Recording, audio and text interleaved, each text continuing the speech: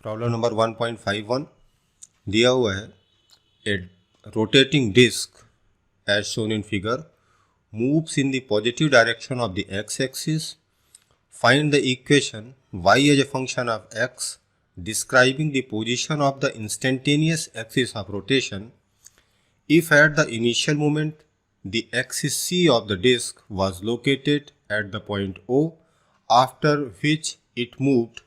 A part में दिया हुआ है with a constant velocity v while the disk started rotating counterclockwise with a constant angular acceleration beta.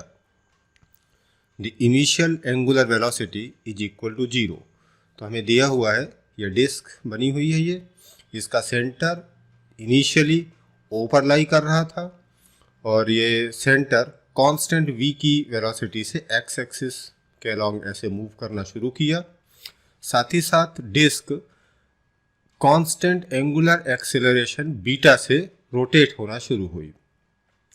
हमसे किसी general moment पर इस डिस्क का जो इंस्टेंटेनियस एक्सिस ऑफ रोटेशन है उसका coordinate y as a function of x पूछा जा रहा है। तो हम लोग इस डायग्राम को यहाँ रीड्रॉ करते हैं। मान लेते हैं किसी जनरल मोमेंट पर सेंटर c कुछ यहाँ पर आ गया, कांस्टेंट v से चल रहा है, तो ये x equal to a part x coordinate जो सेंटर का होगा वो vt हो जाएगा। ये हमें ध्यान रखना है, v से चल रहा है तो t टाइम में वो vt डिस्टेंस कवर कर लेगा। एंगुलर वेलोसिटी की बात करें तो कांस्टेंट एंगुलर एक्सेलरेशन अल्फा से मूव करना शुरू हुआ है। यहाँ क्वेश्चन में बीटा दिया हुआ है लेकिन हम लोग अल्फा लिखेंगे क्योंकि एंगुलर एक्सेलरेशन हम लोग अल्फा से जनरली रिप्रेजेंट करते हैं। तो इस मोमेंट पर जो एंगुलर वेलोसिटी होगी डिस्क की वो omega equal to alpha t हो जाएगी। ये दो चीज़ें हमें मालूम है। अब इंस्टेंटेनियस एक्सिस ऑफ रोटेशन पूछा गया है, तो इंस्टेंटेनियस एक्सिस ऑफ रोटेशन मान लेते हैं कोई जनरल बॉडी ये है, ये किसी पर्टिकुलर मूवमेंट पर इसका instantaneous axis of rotation late से आई था। अब हम इस आई से किसी भी पॉइंट को कनेक्ट करें, लेट से ये पॉइंट है यहाँ ये, तो इस पॉइंट का इस मूवमेंट पर जो वेलोसिटी होगा वो इंस्टेंटेनियस एक्सिस ऑफ रोटेशन से इस पॉइंट को कनेक्ट करने वाली लाइन के परपेंडिकुलर, कुछ इस तरह से v1। अगर बॉडी इसके अबाउट ये एंटी क्लॉकवाइज इस तरह से रोटेट कर रही थी तो कोई दूसरा पॉइंट ले, मान लेते हैं कि यहाँ पर ये पॉइंट है ये, तो इस पॉइंट का जो वेलोसिटी होगा इस समय वो इस पॉइंट से आई को ज्वाइन करने वाली लाइन के परपेंडिकुलर, इधर की तरफ ये वेलोसिटी लेट से कुछ v2 है।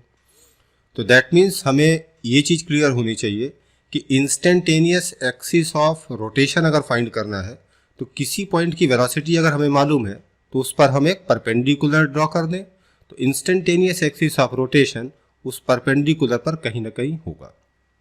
यहाँ पर देखें तो इस सेंटर का वेलोसिटी v ये हमें मालूम है, ये x एक्सिस के अलॉन्ग है यहाँ पर ऐसे v।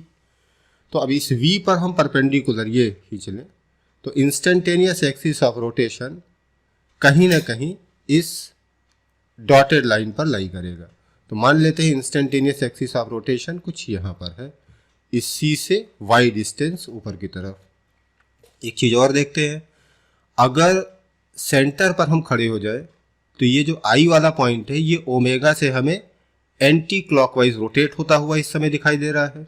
अब हम उल्टा करें, आई पर खड़े हो जाए तो ये जो सेंटर है ये हमें ओमेगा से रोटेट होता हुआ दिखाई देगा, या कहें कि पूरी की पूरी डिस्क ही हमें इस मोमेंट पर इस आई के अबाउट ऐसे ओमेगा से रोटेट होती हुई दिखाई देगी। ये चीज़ समझ में आनी चाहिए कि सेंटर के अबाउट अगर ये आई वाला पॉइंट ओमेगा से एंटी क्लॉकवाइज रोटेट कर रहा है तो आई पर खड़े हो जाएंगे तो सेंटर हमें ओमेगा से रोटेट होता हुआ दिखाई देगा, या कहेंगे पूरी डिस्क हमें आई के अबाउट इस मोमेंट पर ओमेगा से एंटी क्लॉकवाइज रोटेट होती हुई दिखाई देगी। तो अब हम देखें कि इस आई वाले पॉइंट पर हम खड़े हैं तो जो सेंटर वाला पॉइंट है इसका जो वेलोसिटी v है इसको हम v equal to r omega से रिप्रेजेंट कर सकते हैं, क्योंकि इंस्टेंटेनियस एक्सिस ऑफ रोटेशन के अबाउट ये डिस्क इस पर्टिकुलर मोमेंट पर प्योर रोटेशन करती हुई दिखाई देगी। तो हम लिखें with respect to I, velocity of C, velocity of C v equal to r omega से लिख दें तो v इक्वल टू इस i से c का डिस्टेंस कितना मान लिया हम लोगों ने y, तो v equal to y into omega. अब v की वैल्यू यहाँ पहले इक्वेशन से हम लिख दें x बाई टी, तो v is x by t, y into omega, तो y ओमेगा की वैल्यू है अल्फा टी, तो this implies y equal to 1 upon alpha t square x। अब t की वैल्यू हम फिर से पहली इक्वेशन से यहां सब्स्टिट्यूट कर दें, तो this will imply y equal to x by alpha v square upon x square, तो this implies y equal to v square upon alpha x। ये इक्वेशन हो जाएगा y as a function of x instantaneous axis of rotation का। ये जो point है इसका i का कोऑर्डिनेट xy वो इस तरह से एक दूसरे से रिलेटेड है। तो ये हमारा a पार्ट हो गया।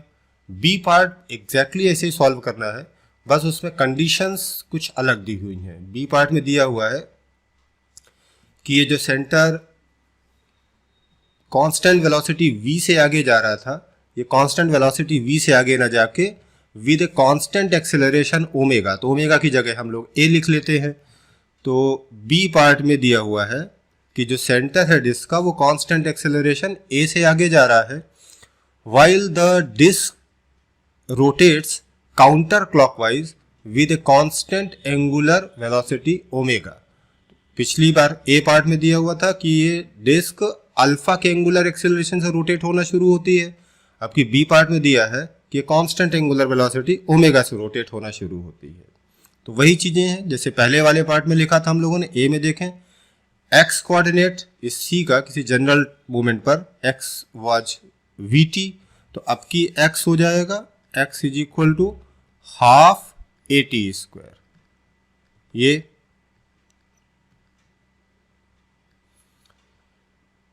v सेंटर का वेलोसिटी, तो v equal to u plus a t, initial velocity 0, तो v equal to a t. ये मिल गया हमें दूसरा रिलेशन। ओमेगा कांस्टेंट है, पिछली बार एंगुलर एक्सेलरेशन था तो हम लोगों ने ओमेगा अल्फा टी लिख लिया था, अब की ओमेगा कांस्टेंट है, तो फिर से सारी चीजें वही। c के रिस्पेक्ट में ये बॉडी ओमेगा से रोटेट कर रही है एंटी क्लॉकवाइज, तो इंस्टेंटेनियस एक्सिस ऑफ रोटेशन पर खड़े हो जाए तो ये c हमें ओमेगा से रोटेट होता हुआ एंटी क्लॉकवाइज दिखाई देगा। तो फिर हम लिखें with respect to i, with respect to i velocity of c पहले की तरह v equal to r omega, तो v इक्वल टू अब i से c का डिस्टेंस y हम लोगों ने मान रखा है इस मोमेंट पर, तो v equal to y omega, तो v की वैल्यू हम रख दे 80 इक्वल टू y ओमेगा।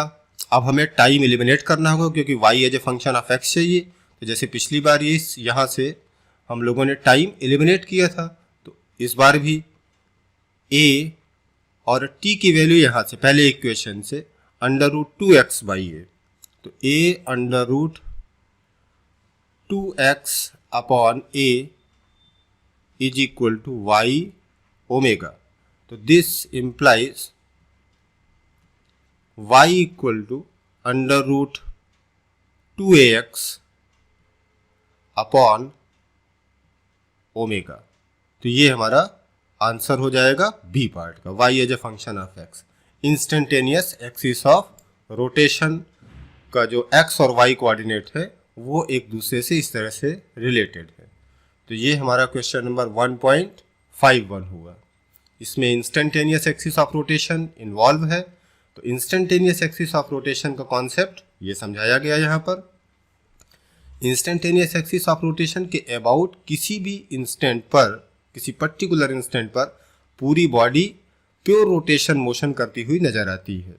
तो किसी भी पॉइंट का वेलोसिटी देखना हो तो इंस्टेंटेनियस एक्सिस ऑफ रोटेशन से आप उस पॉइंट को कनेक्ट कर दीजिए, तो जो वेलोसिटी होगा इस कनेक्टिंग लाइन के परपेंडिकुलर, जैसे ये v1 दिया हुआ है, ये v2 दिया हुआ है, इसका रिवर्स यहाँ पर करना था। इस पॉइंट का वेलोसिटी हमें मालूम था कि x एक्सिस के अलोंग है, तो इस वेलोसिटी पर, इस पॉइंट पर परपेंडिकुलर हम लोग खींच लें, तो जो इंस्टेंटेनियस एक्सिस ऑफ रोटेशन होगा वो इसी, ये वाली जो डॉटेड लाइन थी, इसी पर कहीं ना कहीं लाई कर रहा था। तो मान लेते हैं कि एक्स वाई पर लाई कर रहा है और फिर एक्स वाई में आपस में जैसा प्रॉब्लम में कंडीशन दी हुई है उसके अकॉर्डिंग रिलेशन निकाल लेते हैं हम लोग। तो ये पूरा सॉल्यूशन था 1.51 का। ध्यान से इसको पढ़ें, अगर एक बार में न समझ में आवे तो आप दूसरी बार पढ़ें। कुछ डाउट हो तो आप मैसेज कर सकते हैं, कमेंट कर सकते हैं ब्रदर।